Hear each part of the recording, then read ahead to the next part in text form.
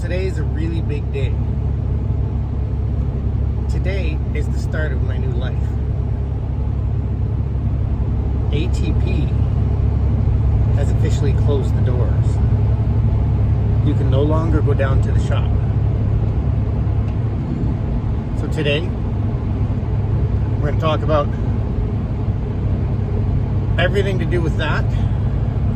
We're going to talk about the plan for all the builds. There will be some vehicles in this video, so don't worry, it's not just me flapping. But I want you guys to hear my story and some of the other people's stories that I encountered and why I've come to this decision.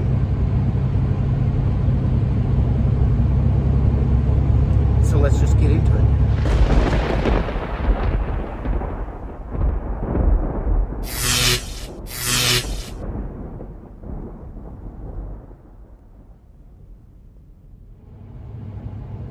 This February, ATP is 9 years old.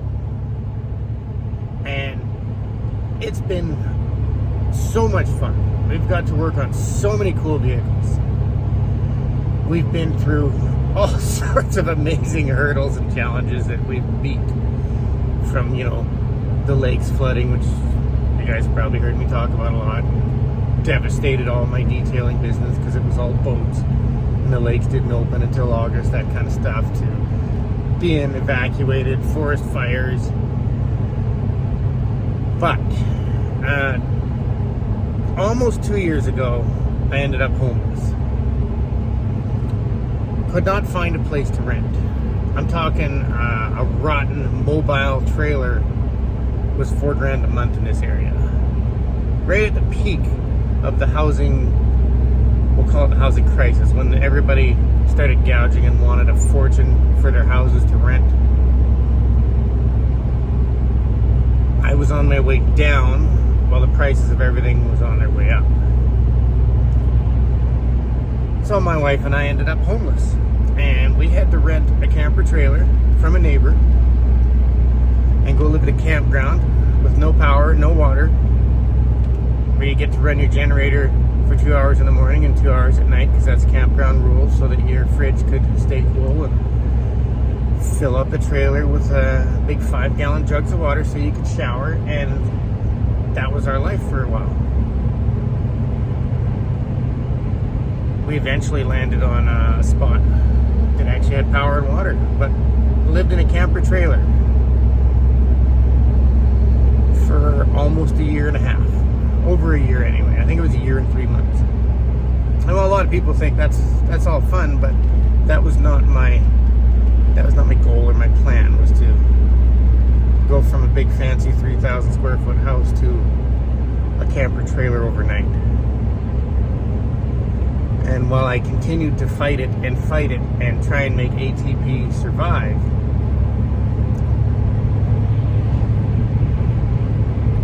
it was defeating.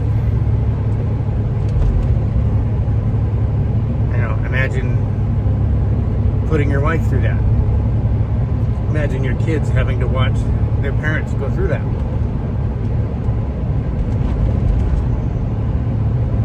So, last November I had to get in a truck and go driving a gravel truck, and realized that having a normal job sucks.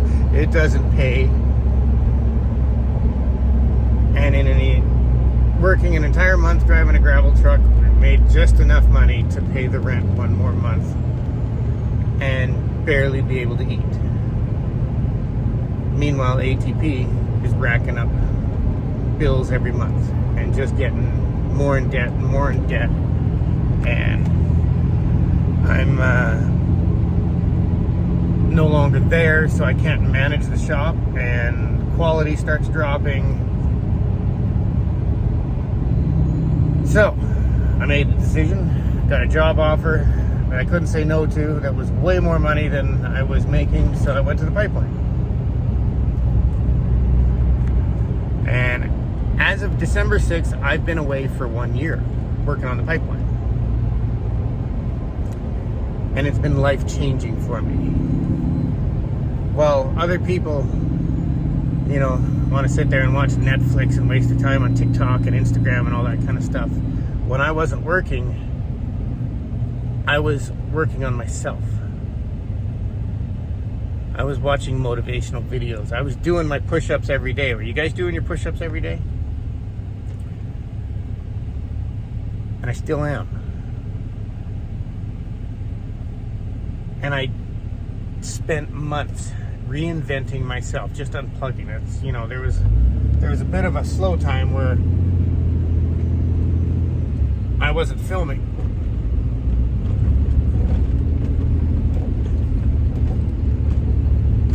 Because I was working on myself. And I ended up in camp, which was just wonderful. Camp is such an amazing opportunity for you to have peace and completely reinvent yourself. I highly recommend everybody unplugs from everything and everybody and just go and work on yourself for months and months. Because it changed me completely. And what I found was, when I went to camp, I met guys in camp that had unbelievable stories. And I need to tell you about them because they're important.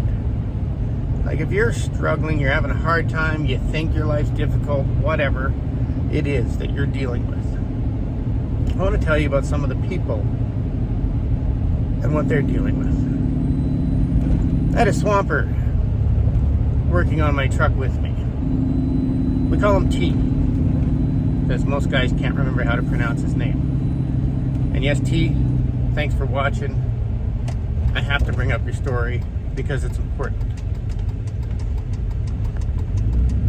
Now, T showed up in camp like a lot of guys do, like I did, flat busted broke. Couldn't afford to go down to the gas station and splurge on an energy drink and some junk food. That's not uncommon. That's normal. Because nobody wants to be away from their family. Nobody wants to be away from home. So a lot of people will go home and try and make it again and avoid going to the oil field. But T rode around with me, and he was a really hard-working kid. He made my life so much easier. And as I got to know him, I learned that when he gets paid, he takes $100 for himself. That's his spending money. And he pays for his cell phone. And the rest of the money he sends back home because his mom has cancer. And he's taking care of his mom. He's 20 years old. Now, I've never heard a story like this from a 20-year-old who's man enough to just put his head down and do whatever it takes. He doesn't get to be near his family. He's away for months. And he's not blowing his money. He literally has this little tiny budget for himself, and he gives the rest away. Do you know many 20-year-olds that are like that? Because that is the essence of what being a man is. Making the sacrifices, just putting your head down, not complaining, which he never did, and just doing what you have to do. Because nobody else is going to do it but you. So T, my hat's off to you. I just think it's important that people hear stories like this.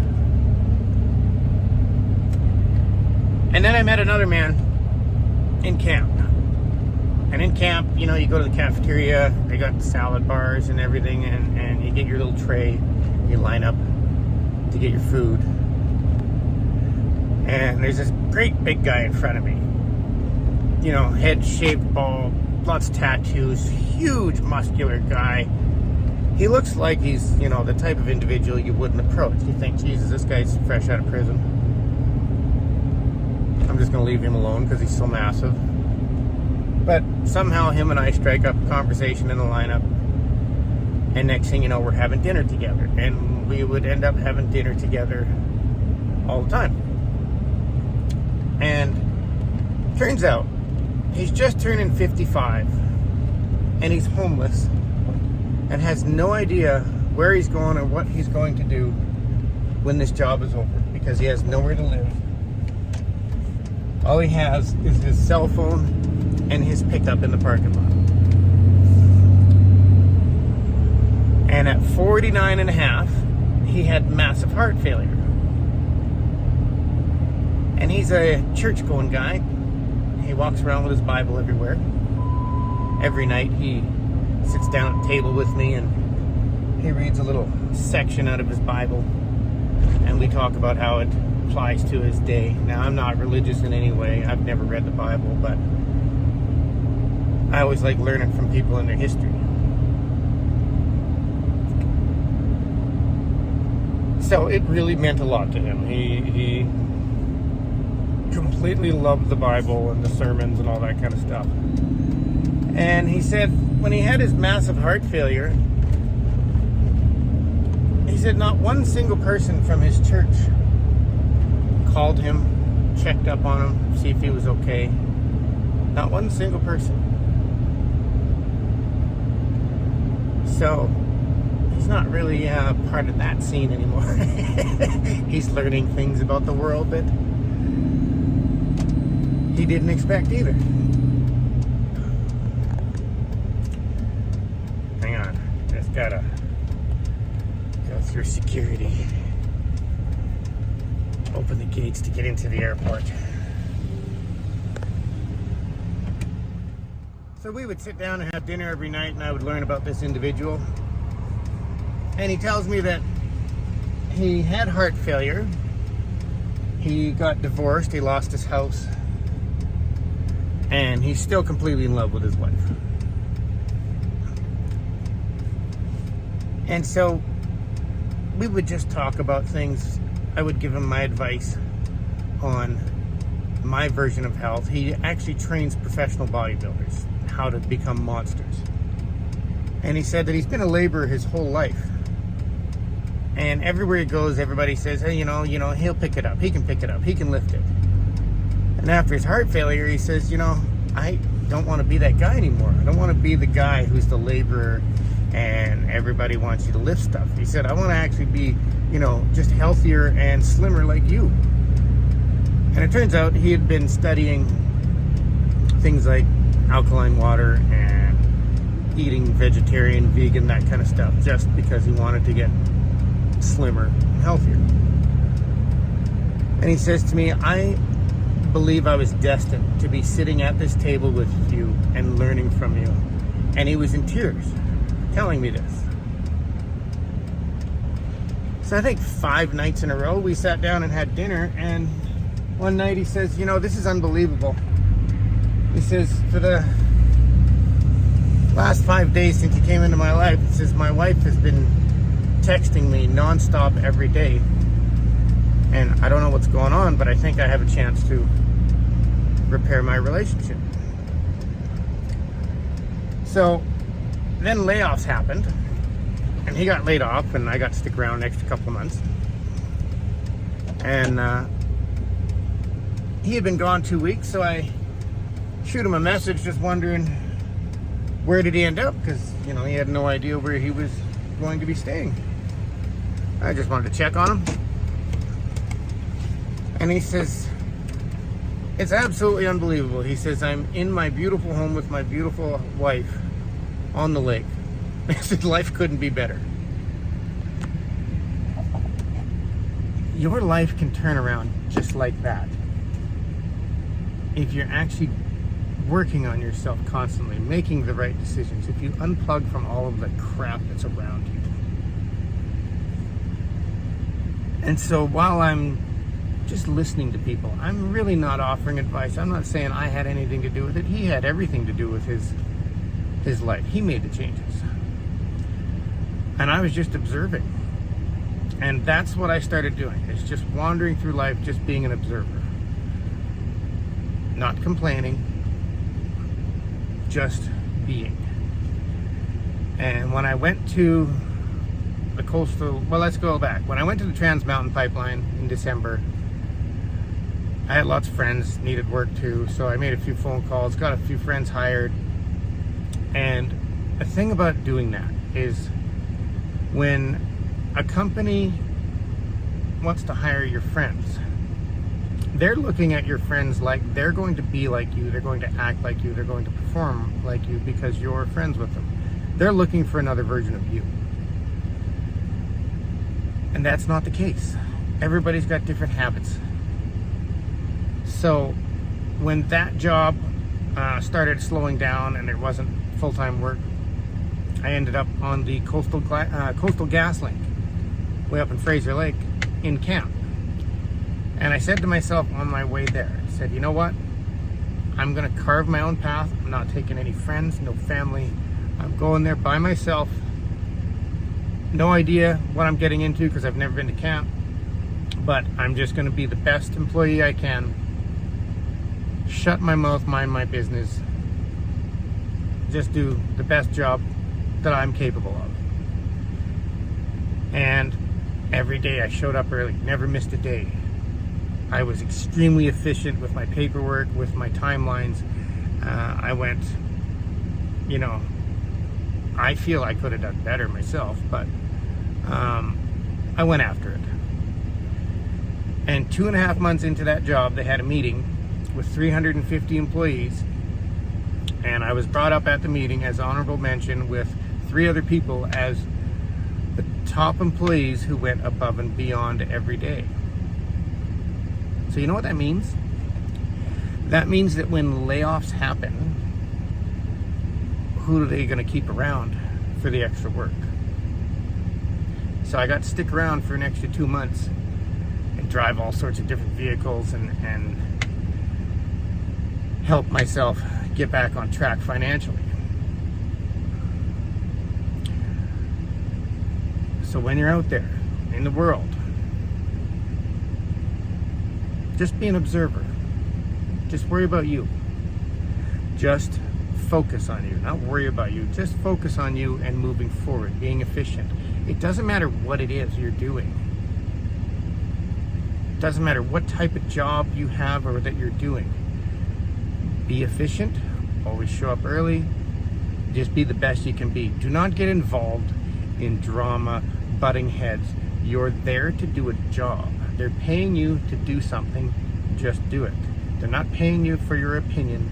They're not paying you for any other reason than to do a job. And that became my mindset. Leave your ego out of it. I have nothing to say. If the boss wants me to do it, I'll do it. Doesn't matter how much that job might suck, but do it. And before you know it, you're climbing the ladder. So my future has now changed. I've found a path that works for me and allows me to look at retirement in 5 years.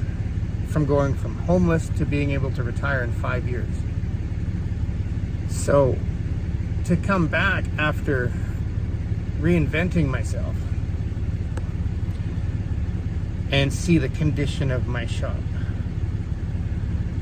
see the absolute disaster that looked like a nuclear bomb went off, to listen to customers want to piss and moan and whine about how they should get a deal, they should get this at cost because they've had to wait, when that guy's worth millions and millions of dollars.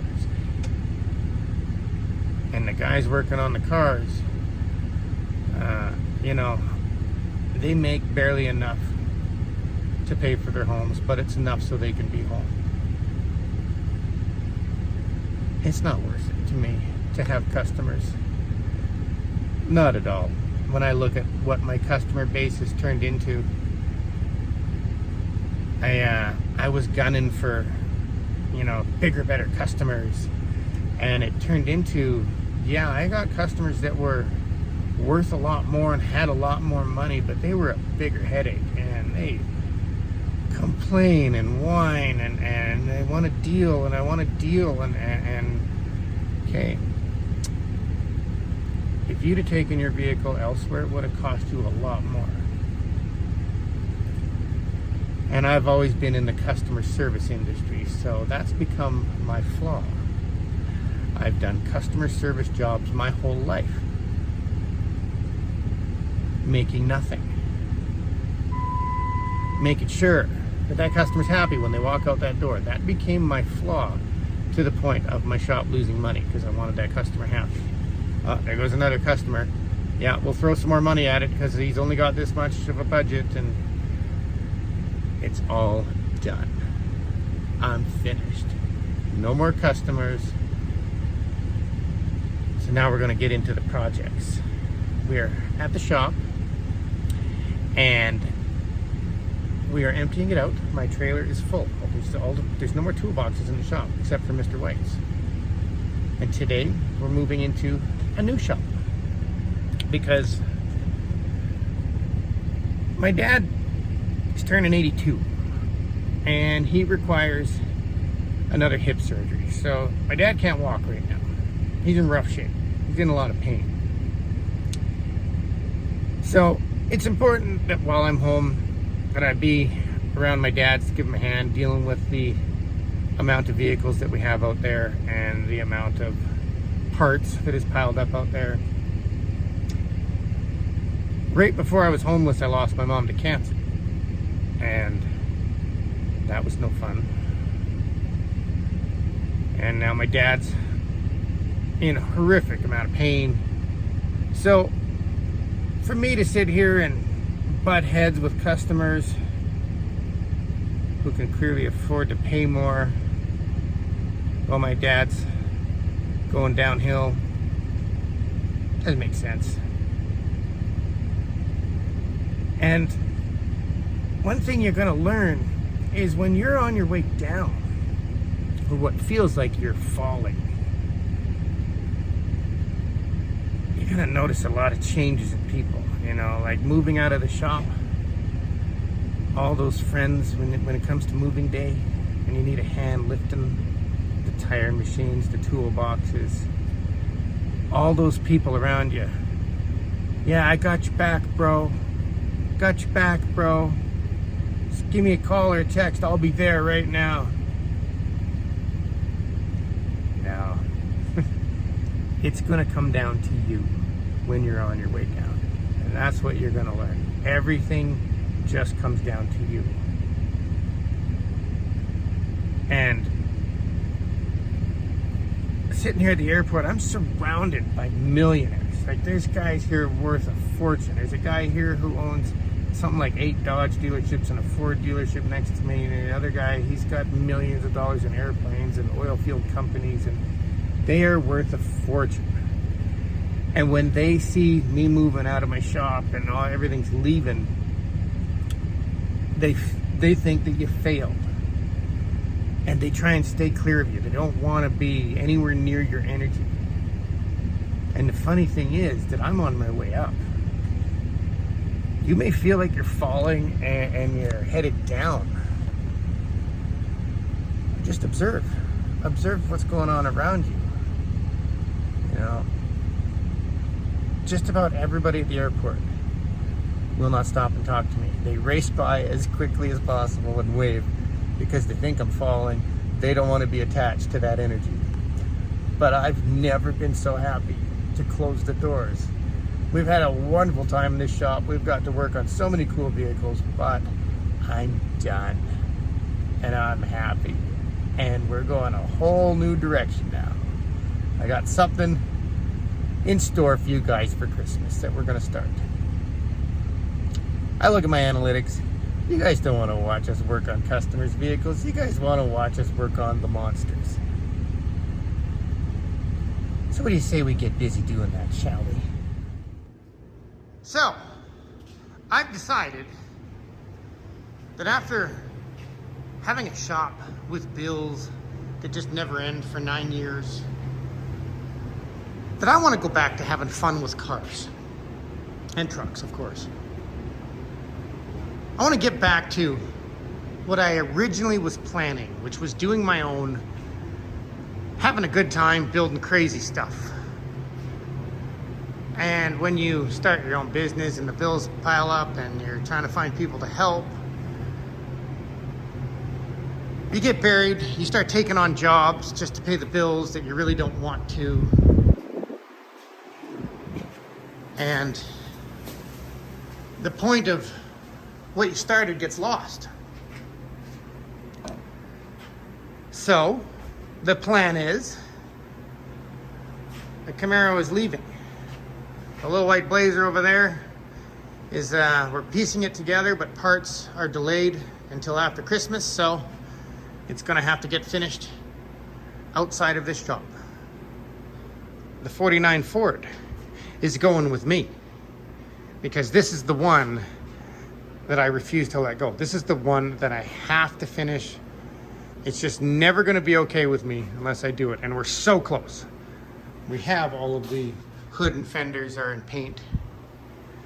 We just gotta paint the grill now. I'm trying to find the paint code and having a difficult time getting a proper number for the paint suppliers. The Mercedes, we finally found a company that makes most of the panels we need to fix all the rust. So those are on order, and they said expect about 2 months before they see them. So I'm just gonna put that one in storage. And now we get to go to the new shop right now. Back to where it all started when I was 15. I started building my very first monster. So let's go have a look. So there's a few customers out there with a couple of projects that I'm not happy with. And I would like the chance to rectify them, but we can't rectify them until we get our quality up to the level that I need it to be. So, when I say we're going back to where it all began, to where I built my first monster when I was 15, I found this. Yeah, that's right. We old guys have, you know, things called photo albums. Let's see. My brother used to work for Cardiac Cobra, building Cobras. Let's see, where do we... Here. See that? That was my first Chevy. And this is the shop built it in. And it went through many stages. Oh yeah. That's a mullet right there that you see on me. Had a Banshee. Yeah. Full-on mullet redneck. And this is where I built my first Chevy, was at my dad's shop. See, where's my little Ford Ranger? Sorry to waste your time, but there you go. I had my own paint booth when I was young. Had the time of my life till 2 in the morning working on vehicles because I didn't have a business.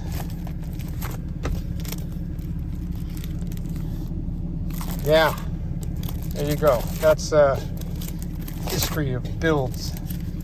And that's where we're headed right now.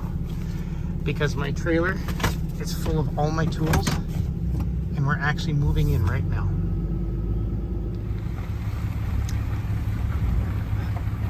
Welcome home. This is where I grew up. In this pile. And this is... oh yeah. See? Now I get to have fun. The scrappers have come and hauled somewhere between 10 and 12,000 pounds of scrap out of here because it just got out of control over the years. So I actually have scrappers coming, taking all the scrap metal away. Mr. White, you better hurry up because that thing's going to become a 4x4 if you don't get busy with it. It all began here. This place has rats downstairs. It has bats upstairs. That Cobra auto body sign's been here since I was a kid. That's history. Look at that. The Monster Blazer is hiding here. And we have the 1942 Ford cab over. And first things first, That cab has to go on this chassis so I can get it out, clean this out, and move in today. Then we'll get busy on what the plan is with our builds. Yeah, that's right, ours. Which means Mr. White, myself, and you guys. So let's get busy. So if you guys have watched the video this far, thank you. You're a true supporter.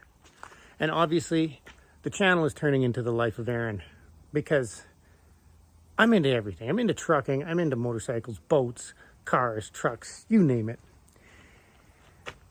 And let's face it, I'm a redneck. I love being surrounded by scrap metal, tons of vehicles and parts, and having 40 builds going on that are my own. I'm not into the customers' builds at all. Except you local guys that have supported my channel. You know who you are. Corey Watson, Derek Marchand, Ian Karpinski, Wyatt, Deb, Thomas. All you guys from this local Indian reserve where I grew up.